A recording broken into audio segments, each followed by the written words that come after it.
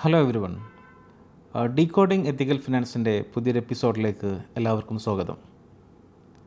ഈ സമയത്ത് പ്രവാസികൾ ധാരാളമായിട്ട് ചർച്ച ചെയ്യുന്നൊരു വിഷയമാണ് ഡോളർ നിക്ഷേപങ്ങളും അതുമായി ബന്ധപ്പെട്ട ബെനിഫിറ്റ്സും.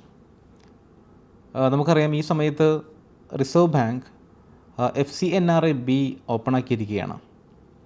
വിദേശ രാജ്യങ്ങളിൽ ഡോളറിലോ അതുപോലെ തന്നെയുള്ള മറ്റ് പ്രധാനപ്പെട്ട കറൻസികളിലും നിക്ഷേപമുള്ള ആളുകൾക്ക് നാടുകളിലേക്ക് ആ നിക്ഷേപങ്ങൾ കൊണ്ടുവരാൻ വേണ്ടിയുള്ള സൗകര്യത്തെയാണ് നമ്മൾ FCNR-B കൊണ്ട് ഉദ്ദേശിക്കുന്നത്.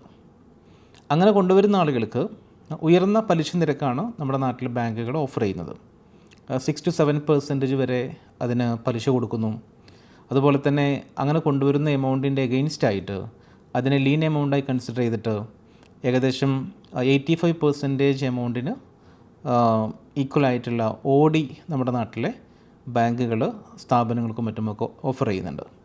അപ്പോൾ അതുകൊണ്ട് തന്നെ മറ്റ് എക്സ്ചേഞ്ച് റേറ്റുകളുമായി ബന്ധപ്പെട്ട ബുദ്ധിമുട്ടുകളോ മറ്റ് പ്രയാസങ്ങളോ ഇല്ലാതെ വിദേശ കറൻസികൾ നാട്ടിലേക്ക് കൊണ്ടുവരാൻ പറ്റുന്ന ഒരു സാഹചര്യം എന്ന സ്വഭാവത്തിൽ വലിയ അളവിൽ ആളുകൾ അതുമായി ബന്ധപ്പെട്ട ആലോചനകളിലും അതുപോലെ തന്നെ പ്രോസസ്സിലൊക്കെയാണുള്ളത്. ഇതുമായി ബന്ധപ്പെട്ട് പല ചോദ്യങ്ങളും ആളുകൾ ചോദിക്കാറുണ്ട്. ഒരു എത്തിക്കൽ പെർസ്പെക്റ്റീവിൽ, ശരിയ കംപ്ലയൻസ് പെർസ്പെക്റ്റീവിൽ ഇത് ശരിയാണോ, അല്ലെങ്കിൽ ഈ ഒരു അവസരത്തിൽ നമുക്ക് ഉപയോഗപ്പെടുത്താൻ വേണ്ടി കഴിയുമോ എന്നുള്ളതാണ് പ്രധാനമായിട്ടും ചോദിക്കാറുള്ളത്. അപ്പോൾ ഇതിന് 2-3 ലെഗുകൾ നമുക്ക് കാണാൻ വേണ്ടി സാധിക്കും. ഒന്നാമത്തെ കാര്യം, ഇതിൽ നമുക്ക് വിദേശ രാജ്യങ്ങളിൽ നിന്ന് കറൻസികൾ കൊണ്ടുവരാൻ വേണ്ടിയിട്ടുള്ള ഒരു ബെസ്റ്റ് ഓപ്പർച്യൂണിറ്റി എന്നുള്ളതാണ് ഒന്നാമത്തെ കാര്യം.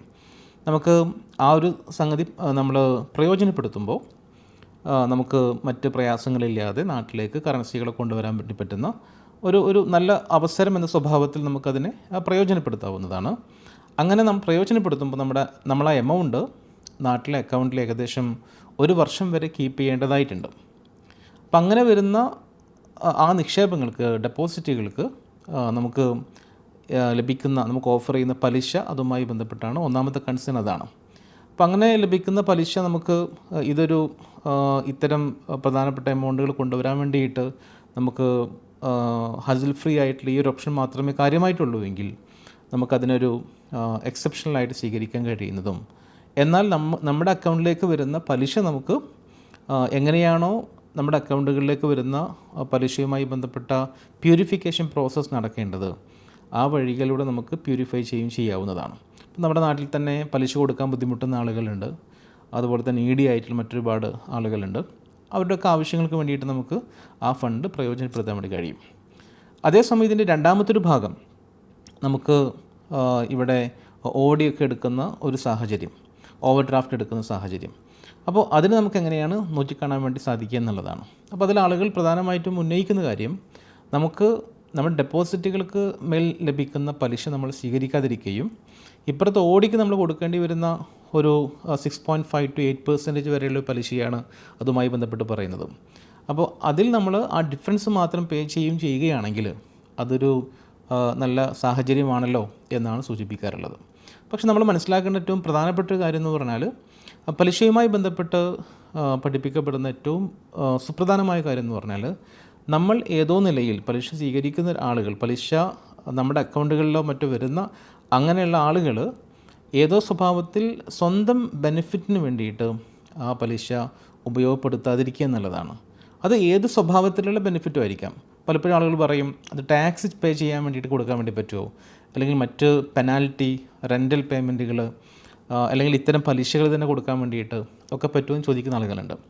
ഇത് എല്ലാം ഒരുപോലെയാണ് ശരിക്ക്. അതിൻ്റെ അൾട്ടിമേറ്റ് ബെനിഫിഷ്യൽ നമ്മളെവിടെയോ നമുക്ക് ലയബിലിറ്റി ആയിട്ട് വരുന്ന ഒരു കാര്യത്തെ നമ്മൾ ഈ എമൗണ്ട് കൊണ്ട് നമ്മൾ പേ ചെയ്യുമ്പോൾ അതിൻ്റെ ബെനിഫിഷ്യറി നമ്മൾ തന്നെയാണ്. അപ്പോൾ അതുകൊണ്ട് അത് ഇസ്ലാം പ്രോത്സാഹിപ്പിക്കുന്ന തരത്തിലുള്ള ഒരു ട്രാൻസാക്ഷൻ അല്ല എന്നുള്ളതാണ്.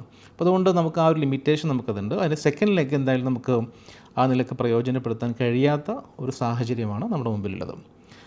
ഇസ്ലാമിക് ബാങ്കുകൾ നിൽക്കുന്ന രാജ്യങ്ങളിൽ ഇത്തരം സംവിധാനങ്ങൾ ഇൻട്രൊഡ്യൂസ് ചെയ്യപ്പെടാറുണ്ട്.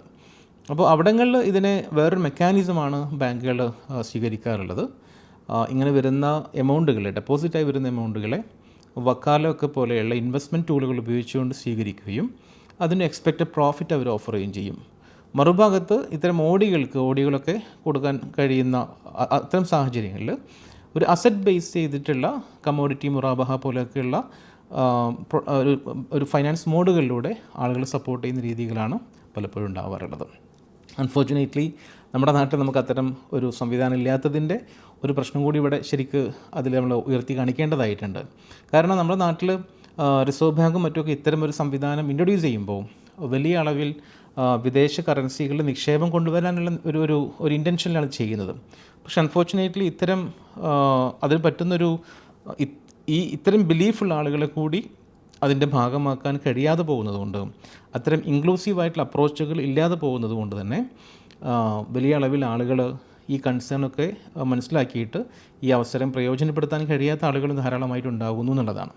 അപ്പോൾ നമുക്കതിന് പറ്റുന്നൊരു ഇൻഫ്രാസ്ട്രക്ചർ കൂടി നമുക്ക് ഒരുക്കാൻ സാധിക്കുകയാണെങ്കിൽ വലിയ അളവിൽ നമ്മുടെ നാട്ടിലേക്ക് നമുക്ക് ഇത്തരം നിക്ഷേപങ്ങൾ നമുക്ക് കൊണ്ടുവരാൻ വേണ്ടി കഴിയുമെന്നുള്ളതാണ്.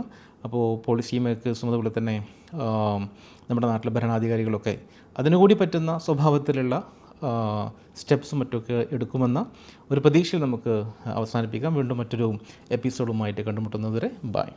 Thank you.